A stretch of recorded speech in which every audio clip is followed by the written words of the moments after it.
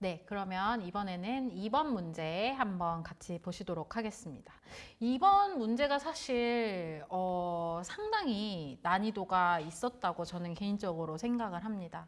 왜냐하면 일단 첫 번째로 문제의 지문의 양도 굉장히 길었고요. 그 다음에 이 커머스 클래스라는 개념 자체가 사실 우리 한국 분들한테는 굉장히 생소한 개념이고 이 개념을 이해하는데도 사실 좀 어려움이 있고 근데 이거를 사안에 적용까지 하면서 왜냐하면 저희는 사실 주라는 게 없잖아요. 나라가 있고 뭐 주별로 저희가 뭐 지역마다 법률이 다르고 이런 건 아니기 때문에 문화적으로나 아니면 배경적으로 이 지식, 이 개념을 좀 와닿게 하는데 조금 사실 시간이 걸리실 수 있다고 생각을 하고 왜냐하면 그 개념이 내가 마음으로 이해가 되고 왜 이런 법이 있는지를 이해를 해야지 지문을 읽으시면서도 어떤 부분이 문제가 되겠다라는 부분을 좀 찾아내시기가 쉽거든요.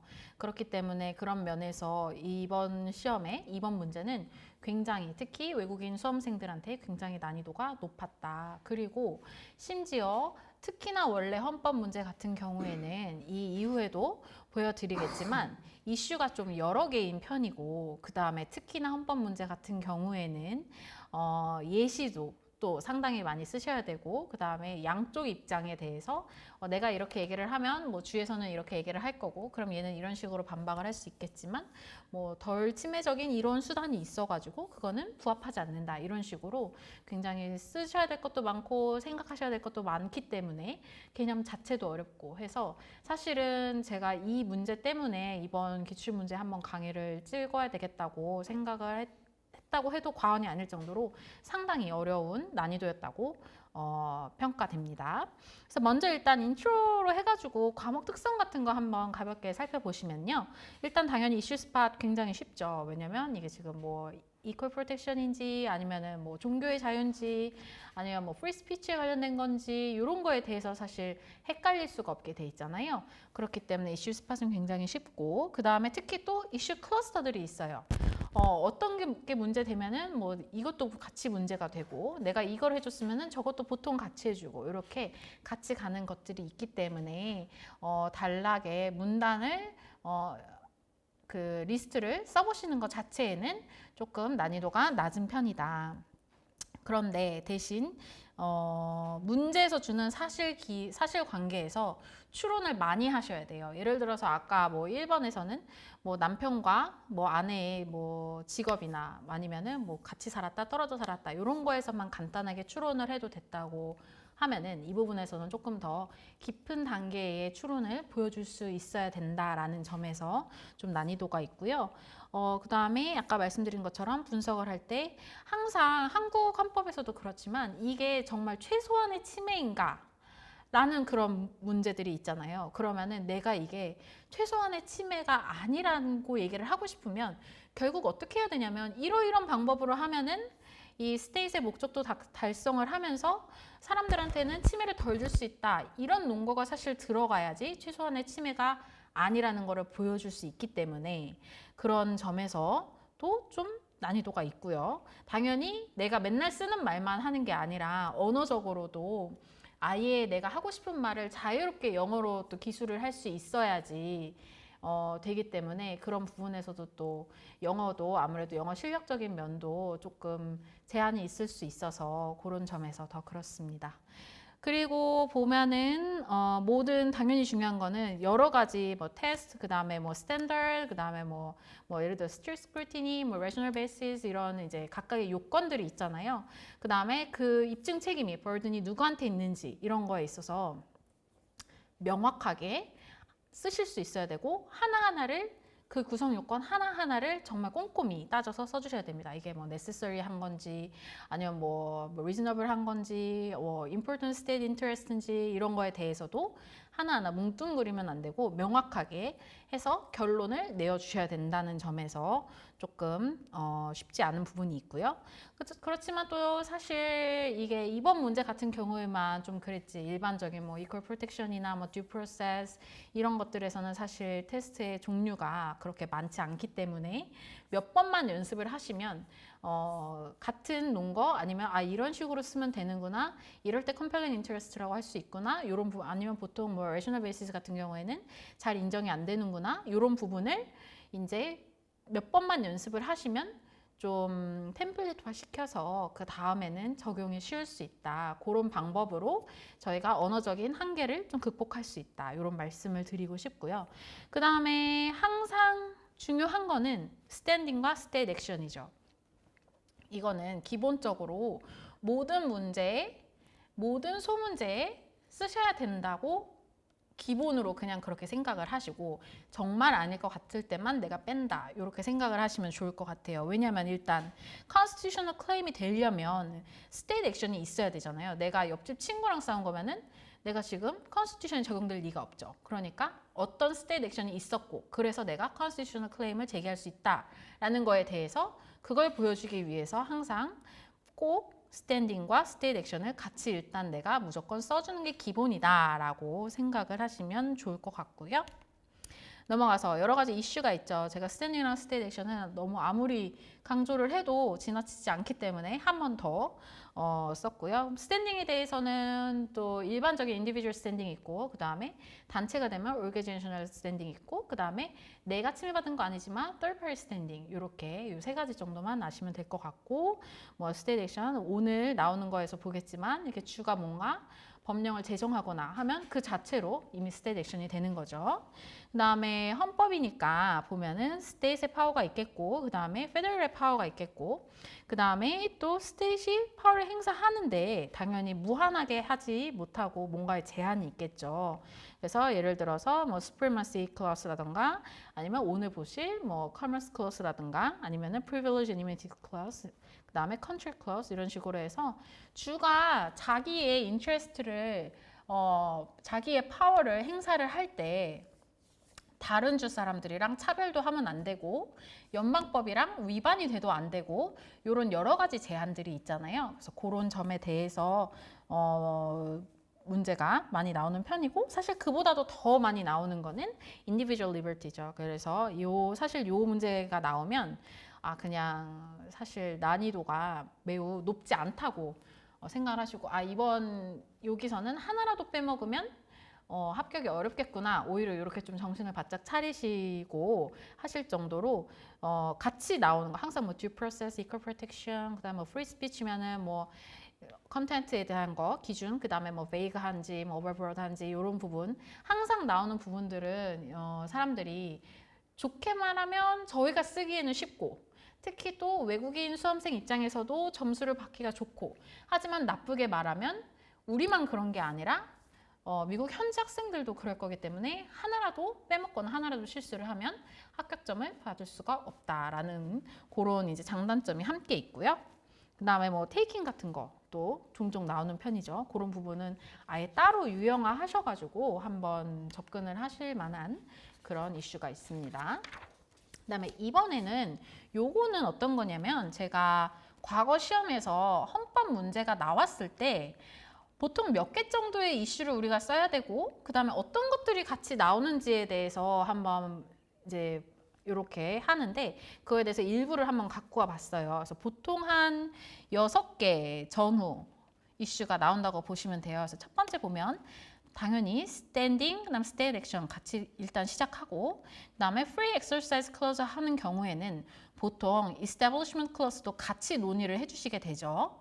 그럴 때 요 보통 이 religion에 관한 거 나왔을 때는 religion을 이유로 해서 뭔가 스피치를 하다가 문제가 되는 경우들이, 그런 팩 패턴들이 많기 때문에 보통 free speech에 대한 것도 같이 써주게 되고, 그 다음에 equal protection까지 가게 되면 사실 요거 하나하나의 테스트들이 요건들이 쉽지 않잖아요. 그렇기 때문에 내가 free exercise clause 분석하고 establishment free speech, 그러면 그 안에서 또 이게 명확한지, 그 다음에 뭐 과하게 제한하지 않는지, 뭐 내용이 어떤지, 장소에 따라서 어떤지, 이런 거를 다 쓰시려면 그냥 이 문제를 파악하셨을 때는 여러 번 유형화하신 부분이라고 딱 자신감을 갖고 정말 좀 기계적으로 쓰셔야지만 시간 안에 완성된 답안을 작성할 수 있다고 보시면 되겠습니다.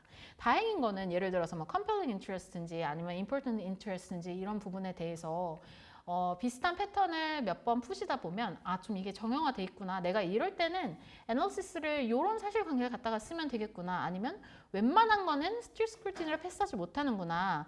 웬만하면은 레셔널 베이스를 개인이 이길 수 없구나. 뭐 이런 식으로 뭐 이렇게 좀 내가 뭐 이런 상황에서는 이렇고 이런 상황에서는 이렇고 좀 이렇게 좀 판단을 하시면 좀 기계적으로 쓸 수 있어서 오히려 한국 수험생분들 같은 경우에는 내가 여러 번 훈련을 해서 배운 대로 그 자리에서 바로 그냥 쓸 수 있는 거에 대해서는 합격점을 좀 높게 받으시는 편이기 때문에 좋은 오히려 저희가 전략적으로 갖고 갈 수 있는 그런 시험 유형이 되겠고요.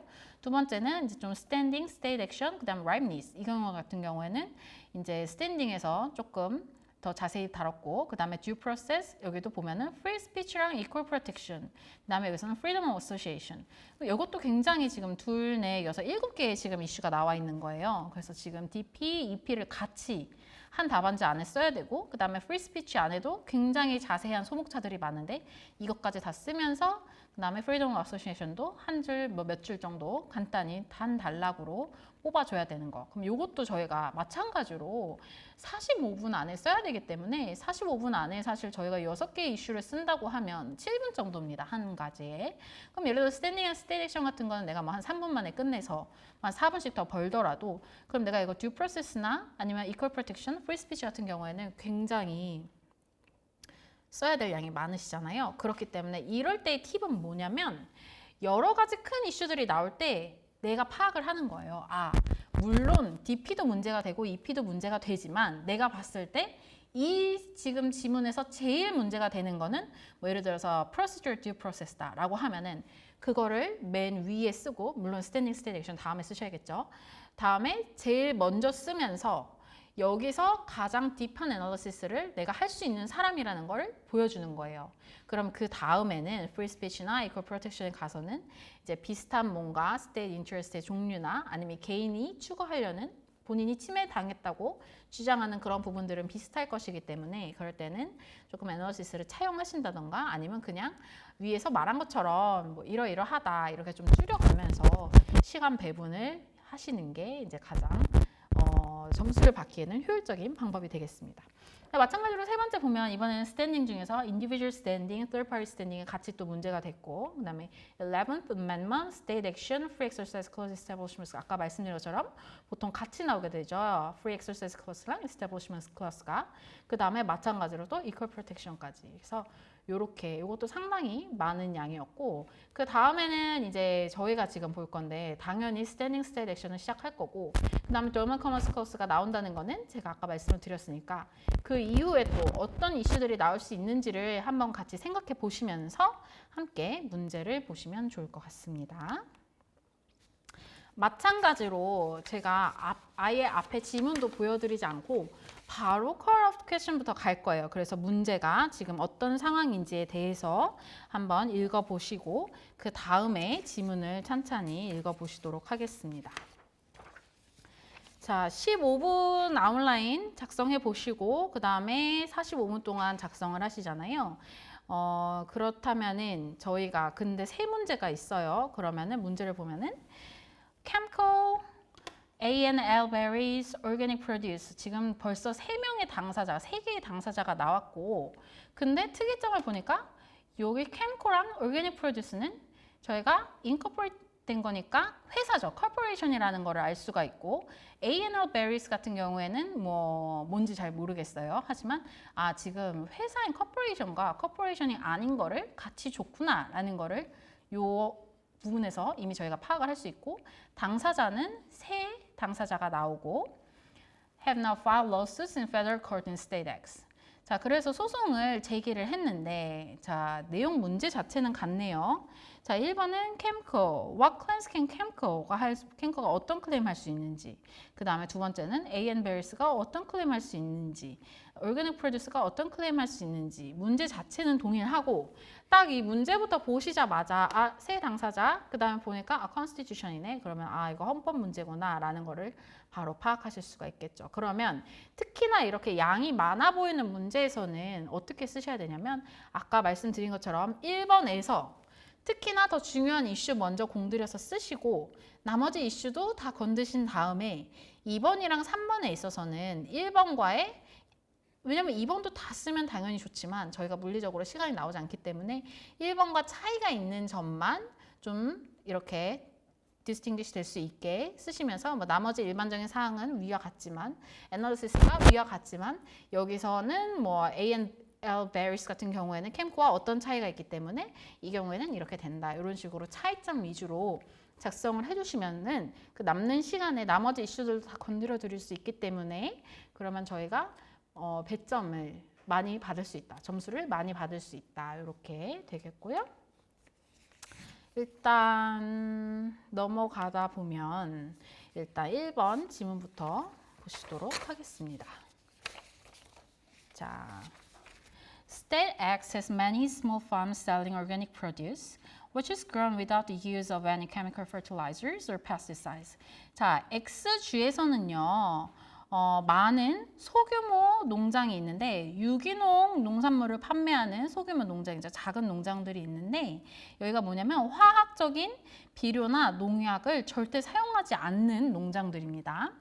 Instead of using chemical fertilizers or pesticides, 이거 지금 화학 비료나 농약을 사용하지 않고 그럼 어떻게 하냐? These farms organically enrich their soil with animal manure products from State X's large livestock industry. 어떻게 하냐면은 이 농장들은 화학 비료나 농약 대신 이 지금 X주에서는 가축 산업의 규모가 큰가 봐요. 뒤쪽에. 그래서 여기서 나오는 동물들의 manure product, 그러니까 배설물 제품으로 만든 그런 제품으로 토양을 유기적으로 비옥하게 만듭니다. 이렇게 써 있죠. 그 다음에 2번 문항으로 넘어가시면 recently 이제 State X에 뭔가 액션이 나와요. State X enacted the Organic Farming Act. 자, Organic Act를 제정을 했어요. State X가. 그러면은 지금 여기 두 가지 섹션이 있는데 Section 1 of the Organic Act bans the sale and use of chemical fertilizers and pesticides in State X and also bans the sale of any produce grown with or treated by chemical fertilizers and pesticides. 자, 이 법의 제1조는 X주 내에서 두 가지를 지금 밴을 하는데 첫 번째는 the sale and use, 판매도 안 되고 사용도 안 돼요. 화학 비료와 농약을 판매도 할 수 없고 사용도 할 수 없도록 금지를 하고 있고요. 그 다음에 두 번째 또 뭘 금지하냐면 화학 비료나 아까 그 농약으로 만들어지거나 처리된 농산물을 판매하는 것도 금지한다는 거예요. 그러면 자, 이런 사실관계가 딱 나왔을 때 생각을 하셔야겠죠. 아, 커머스 클로스 관련이다 라는 게 바로 떠오르셔야 되는데 여기까지만 읽으셔도 사실 좀 예측을 하실 수 있을 것 같아요. 그러면은 예를 들어서 state legislation이 있었는데 입법을 했는데 만약에 requiring all individual이나 아니면 company한테 뭔가를 하라고 요구를 하는 법안을 제정하거나 아니면 하지 말라는 법안을 제공했다라고 한다면 자연적으로 앞으로 읽으실 때는 어떤 거를 마음에 염두에 두셔야 되냐면 아, 그러면은 지금 이 주에서 이렇게 법 제정을 하면 누가 피해를 보지? 그럼 이 주 밖에 사람들은 어떤 피해를 보지? 이게 차별이 될 수 있나? 그 논거가 뭐지? 그러면 스테이시 이런 법을 제정했다면 이게 합당해야 되잖아요. 합당한 이유가 있어야 될 텐데 스테이덱스는 그 제 입법 목적을 뭘로 얘기했지? 그게 뭐 그냥 단순한 economic reason인가? 아니면 스테이트의 police power라고 하잖아요. health and safety에 관한 이슈인가? 이 주가 우리의 state interest라고 주장할 수 있는 그 목적이 뭐지?에 대해서 계속 내가 찾아봐야 되겠다. 그 다음에 이 주법으로 인해서 이 out of state 사람들이 어떤 식으로 우리가 차별을 받고 있는지에 대해서 얘기를 할 테니까 그거를 내가 한번 읽으면서 시간을 아껴야 되니까 읽으면서 어떤 논거를 들 수 있을지 한번 예상해 봐야겠다. 이런 생각을 하셔야 되고 그 다음에 만약에 딱 봤을 때 지금 이게 딱 돌먼 커머스 클로스에 해당한다라고 판단이 되시면 만약에 이걸로 인해서 주 밖에 있는 사람들이 차별을 받으면 또 한 가지 같이 저희가 생각할 수 있는 이슈가 뭐가 있냐면 이퀄 프로텍션도 같이 쓸 수가 있겠죠. 그래서 그 점에 대해서도 아예 같이 훈련을 하셔서 문제를 읽다 보니까 DCC네 그러면은 EP도 써야 되나? 이 부분을 염두에 두시면서 하셔야지 좀 시간을 훨씬 절약하실 수 있습니다. 그래서 마저 읽다 보면은 그래서 이제 섹션 1에 대해서 봤고 그래서 그러면은 저희가 섹션 1을 읽었을 때 그러면 지금 화학 비료랑 농약의 판매, 사용 뭐 이걸로 처리된 농산물 판매까지 다 전면적으로 금지를 해버렸기 때문에 그러면은 이거를 지금 판매하던 회사가 당연히 제일 직격탄을 맞게 되겠죠. 이 점을 저희가 염두에 두고 그다음 섹션 2로 넘어가서 Section 2 of the Organic Act requires that all publicly funded state acts institutions only buy organic produce grown in state acts. 자, 2조는 X주의 publicly funded state acts institution, 그러니까 공공기금으로 공공자금으로 운영되는 기관들이 뭐를 하도록 하냐면 X주에서 재배된 유기농 농산물만 구매하도록 요구를 하는 거예요. 그러면은 그냥 사는 거 자체도 타주에서 생성한 거를 저희가 아예 살 수 없게 그렇게 지금 강제를 해버린 거죠. 그 다음에 3번으로 넘어가 보면 In the absence of any federal law. 자, 이걸 왜 줬을까요? Federal law. 자, 연방법이 없는 상황이에요. 저희가 보통 주법, 연방법 차이가 있을 때 어떤 조항이 문제되죠? The supremacy clause. 자, 뭐 같이 있을 때 그러면 이게 뭐 conflict 하는지 안 하는지 이런 거에 대해서 써줘야 되잖아요. 근데 그 이슈를 여기서 쓰지 말라고 알려줬죠. federal law 없으니까 자, supremacy clause가 여기서 이슈 아니야. 이거 쓰지 말고 나머지 써라고 알려준 거예요. The state acts legislature passed the Organic Act after concluding that the use of chemical fertilizers and pesticides contributed to measurable environmental harm. 그럼 스테이트 X가 지금 가장 강력한 논거는 뭐냐면 지금 X주 화학 비료와 농약의 사용이 measurable environmental harm, 그러니까 상당한 정도의 환경 피해를 유발한다고 결론을 내린 후에 이 오르가닉 액트를 통과시켰다는 거죠. 그러니까 그러면 스테이트 X에 지금 이 법을 갖고 와서 정당화시킬 수 있는 스테이트 인트레스트는 환경 보호가 되겠구나. 그러면은 환경 보호는 상당히 강력하게 스테이트의 그런 권한이 인정되기 때문에 그러면은 아까 지금 저희가 세 당사자 있었죠. 그럼 요거에 대해서 조금 쉽지 않겠다 이런 느낌을 받으면서 다음으로 넘어가 보면요. It further found an increased threat to the health of farmers using chemical fertilizers and pesticides, as well as to the health of consumers of the farmers' produce.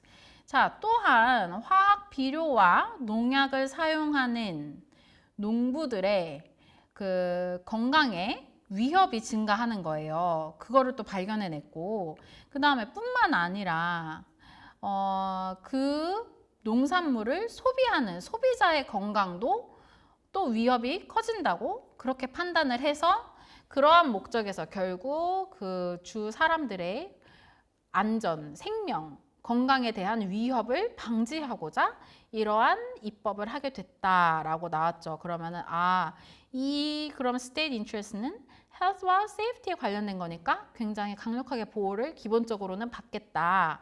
이런 느낌을 가지시고 마지막 문단 The state legislature also declared that it wanted to preserve the existence of small farms and to protect those farmers' way of life.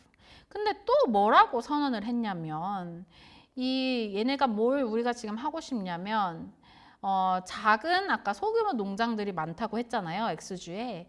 이것들이 계속 보존될 수 있기를 원하고 그 다음에 이 농부들의 way of life, 생활 방식을 protect, 보호하기를 원한다고 선언했습니다.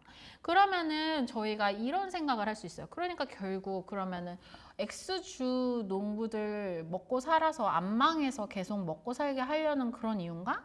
라고 한다면 아까 환경적인 이유라는 얘기가 좀 달라지죠. 왜냐면 그러면 스테이트 인트레스트가 이코노미가 그런 관련된 건가? 이런 생각이 들 수 있기 때문에 그래서 왜냐면 저희가 그게 왜 중요하냐면 만약에 스테이트 인트레스트가 헬스나 세이프티에 관련된 거라면 강하게 보호를 할 거고 단순히 이코노믹 인트레스트라면은 보호를 받지 않거나 아니면은 아주 상당히 약한 정도의 보호만 받을 수 있기 때문에 그러면 이 둘 중에서 이렇게 두 가지 지금 좀 약간 일치하지 않는 방향의 논거를 줬을 때는 어떤 식으로 생각을 하시면 좋냐면 예를 들어서 잘 됐다. 내가 그러면 쓸 때 아예 두 개를 줬으니까 내가 스테이트 X의 입장에 심을 실어야겠다고 결론을 내렸으면 그러면은 반대 사람들 예를 들어서 아까 그 세 당사자들 중 이해관계가 있는 사람은 이러이러한 이유로 결국 야 겨우 이코노믹 인트레스트잖아. 그럼 보호 많이 안 해야 돼 라고 주장을 할 거다. May I argue that 이러면서 저희가 한 줄 더 논거를 붙일 수 있죠. 그러면은 거기서 멈추는 게 아니라 하나 더 나아가서 그러나 스테이트 인트레스트 중에서 뭐 그런 뭐 약간 사소한의 그런 이코노믹 인트레스트가 있다고 하더라도 결국 이거는 뭐 예를 들어서 라이프스톡 인더스트리가 크다고 했으니까 그 생활 방식을 유기적으로 연결하기 위해서 뭔가 어쩔 수 없이 스몰 팜즈를 보호하려는 거지 단순히 뭐 돈을 벌려거나 이런 목적은 아니다 이런 식으로 반대 논거까지 한 번 더 써주시면은 이제 굉장히 충분한 애널리시스를 쓰실 수 있습니다. 그래서 이렇게 반대되는 게 있을 때는 여기서 지금 하나 반대하고 그 다음 다시 반박하라는 사인을 준 거구나 이렇게 생각을 하시면 좀 좋으실 것 같아요. 그 다음에 4번 문단으로 넘어가서 State X has no significant chemical fertilizer or pesticide industry. X주에는 화학 비료나 농약 산업이 없대요. 그러면 이 얘기는 왜 했을까? State X가 우리 그 Commerce Clause, Dormant Commerce Clause 할 때 예외 사항 중에서 Market Participant 나오잖아요. 근데 여기서 지금 State X는 not a participant in market, 그러니까 Market Participant 아니구나 라는 거를 지금 문제에서 줬구나. 그러니까 그 예외 사항 적용할 생각하지 마라. 이렇게 하면 되겠죠. 넘어가서 Chemco in nearby state Y. 이거는 Y주에 있는 corporation이네요. is a chemical fertilizer and pesticide manufacturer. 얘는 화학 비료와 농약을 제조하는 회사예요. That has always had a significant portion of its revenue come from sales in state X.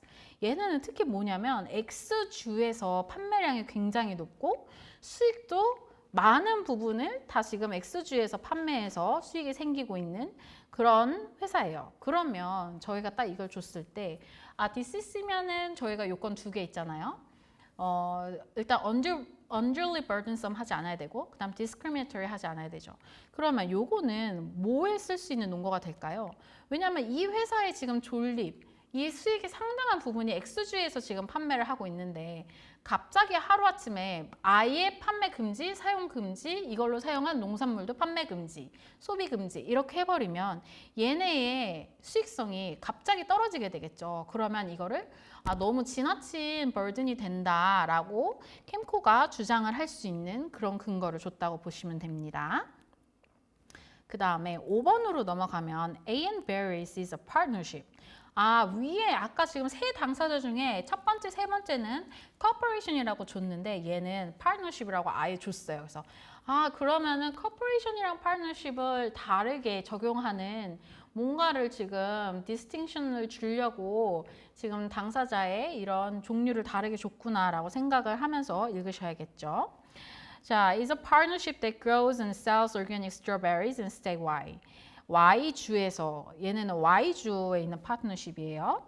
유기농 딸기를 재배하고 판매하는 파트너십이다 라고 얘기를 하면서 뭐라고 덧붙였냐면 A and Berries sell some of their strawberries directly to consumers in state X. 자, some of their strawberries, 일부는 directly, X 소비자들한테 직접 판매하지만 However, most of their sales are to organic produce, a statewide wholesaler. 근데 대부분은 statewide 도매 업체인 organic produce 회사에 판매를 한대요. 그러면 결국 이거는 무슨 얘기를 하고 있냐면 A&L Berries라는 이 파트너사는 X랑 어떻게 보면은 직접적인 아까 위에서 이 캠코 회사처럼 unduly burdensome 하다고까지는 주장을 할 수 없어요. 왜냐하면 directly 판매하는 거는 아주 조금밖에 안 되니까. 그런데 이 뒷문장을 보면은 결국 그럼 내가 대부분은 Y주의 도매업체한테 판매를 하는데 이 도매업체 역시 그러면 이 오르게닉 액트로 인해서 X주의 소비자한테 판매를 할 수 없게 되기 때문에 그렇게 indirect한 부분까지 합치면 결국은 burdensome 하다라는 얘기를 쓰라고 이 문장을 줬구나라고 저희가 생각을 할 수 있죠. Both A&R berries and organic produce have publicly funded state X customers who now refuse to do business with them because of the Organic Act. 자, A&R berry랑 organic produce가 모두 둘 다 공공 자금으로 운영되는 그런 X주 소비자들이 있죠. 근데 얘네들이 이제는 더 이상의 거래를 거부하고 있어요. 뭐 때문에? 지금 스테이트 X가 이 법을 제정한 이후로. 그러면은 얘네한테도 지금 상당한 burdensome이 되겠다라는 부분을 알 수 있겠죠. 이렇게 해서 마지막으로 Chemco, A&R Berries, and Organic Produce have now filed lawsuits in federal court in the state X. 그래가지고 이제 연방법원에 소를 제기한 거죠. 그러면 마찬가지로 일단 문제를 시작하시면 제일 먼저 스탠딩과 스테이트 액션을 쓰고 나서 그 다음에 시작을 해야 된다고 제가 말씀을 드렸잖아요. 그래서 근데 이 스테이트 액션 중에서 같이 나오는 이슈 클러스들이 뭐가 있냐를 봤을 때 항상 요 네 가지를 같이 간다라고 생각을 하시면 좋을 것 같아요. 일단 the supremacy clause. 자, 뭐냐면은 아까 얘기했던 것처럼 아까 말씀드렸던 것처럼 연방법, 주법 다를 때 그런 컨플릭이 있을 텐데 저희는 지금 그거는 안 해도 되죠. 왜냐면 아까 3번 패러그래프에서 in the absence of any federal law라고 하면서 연방법이 없다. 그러니까 supremacy 쓰지 마라 라고 얘기를 한 거죠.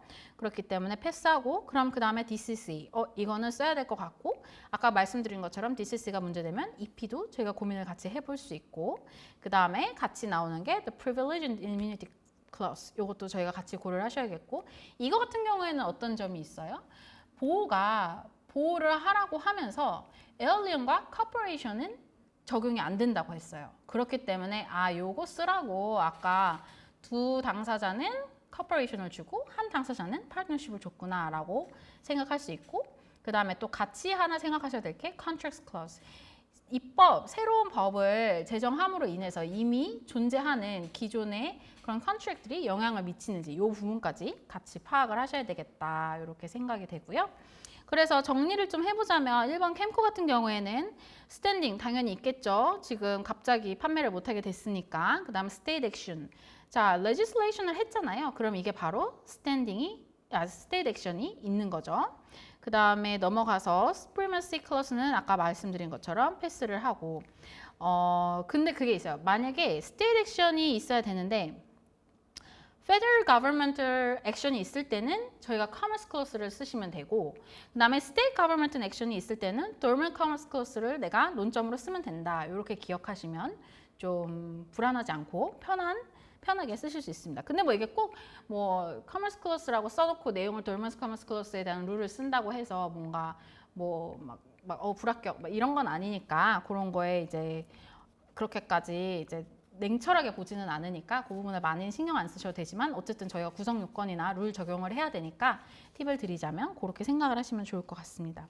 그래서 커머스 클로스 같은 경우에는 뭐 interstate commerce regulate 할 수 있는 거죠. 의회가. 그래서 뭐 channels, instrumentalities, activities 이런 거 관련해서 할 수 있는 거고 그다음에 dormant commerce clause 같은 경우에는 저희가 아까 말씀드린 것처럼 unduly burdensome 한지 그다음에 discriminatory 한지 두 가지를 보는데 만약에 unduly burdensome 한지는 어떻게 보냐라고 하냐면 여기에서는 저희가 balancing test로 판단을 하죠. 그다음에 rational basis analysis 들어가고 그다음에 만약에 discriminatory 하다면 저희가 strict scrutiny 요거를 적용을 해가지고 compelling state interest 있어야 되고 그다음에 no reasonable alternatives 대안이 없어야 된다. 그럼 대안이 없다는 거에 대해서 어떻게 분석을 하냐?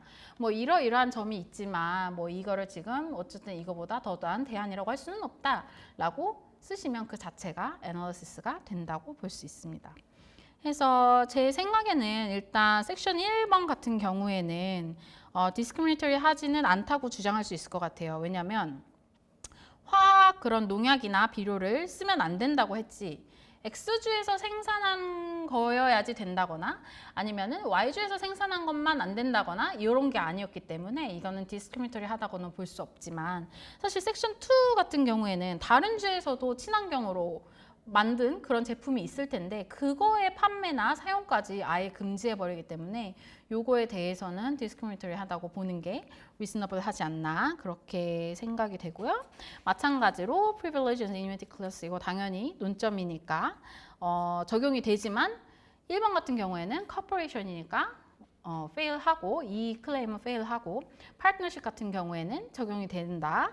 여기도 당연히 fail하겠죠. corporation이니까 라고 하고 만약에 좀 여유가 되신다면은 equal protection 이 부분도 저희가 논점으로 쓸 수 있고 이렇게 해서 1번에서 모든 걸 다 쓰시고 나면 1번까지는 좀 공들여서 쓰시고 예를 들어서 45분 중에 뭐 하다못해서 뭐 한 20 몇 분까지 여기를 써버렸다라고 하면은 나머지는 좀 간단하게 해서 요거 같은 경우에는 DCC는 뭐 similar analysis as above 이런 식으로 쓰시면서 그 파트너십인 부분만 디스팅트하게 하시고 그 다음에 뭐 세 번째 같은 경우에 그 다음에 아까 A&B 같은 경우에는 그 부분 있었죠. 하나 얘기해 줄 거.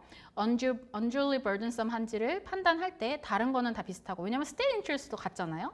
우리가 지금 주장할 게 1번에서 state interest가 뭐라고 썼으면은 2번에서도 같은 state이니까 같은 state interest겠죠. 같은 법이니까. 근데 unduly burden 한지 볼 때는 A&B 는 주는 이렇게 얘기하겠죠. State may argue that, State X may argue that 뭐라고 할 거냐면 야 너네 directly 파는 거는 X주에 있는 X주에다 directly 판매하는 거는 굉장히 적은 영역이잖아. 굉장히 양이 적잖아 라고 얘기하겠지만 A&B는 뭐라고 반박을 할 거냐면 하지만 우리 대부분의 그런 양을 다 도매업체한테 판매하는데 결국 그 도매업체가 너네 X주에 있는 컨슈머들이랑 거래를 하기 때문에 결과적으로 이게 unduly burdensome 하다라는 얘기 한마디 그 정도 쓰시면 될 것 같고요. 그 다음에 마찬가지로 3번 역시 앞이랑 비슷하게 위에서 본 것처럼 이런 식으로 작성을 하셔가지고 마무리를 하시면 될 것 같습니다. 그래서 여기까지 이번 문제 해설을 마치도록 하겠습니다. 감사합니다.